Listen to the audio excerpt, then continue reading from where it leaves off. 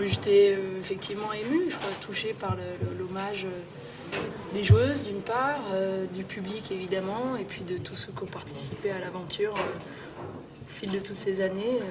Voilà, j'étais très émue de voir tout le monde et je me dis que la carrière tennistique est passée, mais que j'ai tissé des liens qui vont au-delà de ça, ils étaient quasiment tous là ce soir. Donc ça me fait vraiment super plaisir.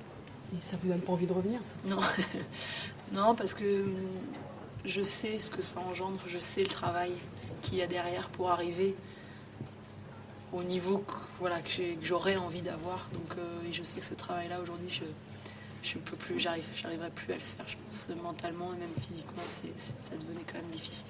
Aujourd'hui, un peu révoltée, un peu énervée par effectivement cette polémique sur ouvrir le groupe, pas l'ouvrir, qui fait quoi. Je crois que d'abord il y a un capitaine à respecter, une équipe qui est en place. Aujourd'hui, ils ont la confiance des joueuses, je crois, tout d'abord. Donc je crois que c'est ça qui est quand même le plus important.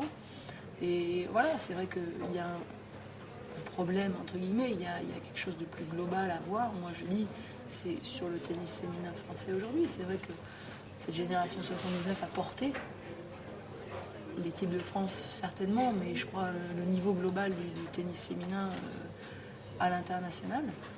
Et qu'aujourd'hui, la relève n'a pas complètement pris le pouvoir. Alizé, on pensait que voilà, après sa saison 2008, elle allait vraiment, prendre la relève. Bon elle a un petit coup de moins bien, les choses se passent moins bien pour elle.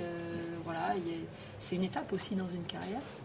Donc on va surtout pas lui jeter la pierre, au contraire il faut l'aider, parce que comme j'en reviens à ce que je disais tout à l'heure, on ne peut pas y arriver seul, donc il faut l'aider et qu'elle aussi prenne les bonnes décisions, et il y a toujours une remise en question de toute façon dans ce métier-là. L'abnégation, la persévérance, c'était des choses qui ont été importantes pour moi, les valeurs de respect, d'honnêteté, de franchise, de transparence, parce que voilà, on bosse avec une équipe et je crois que je parlais d'une entreprise tout à l'heure, mais on est un peu dans ce cadre-là. Il faut avoir de la confiance, il faut avoir de la transparence, il faut dire les choses. Donc j'ai appris beaucoup.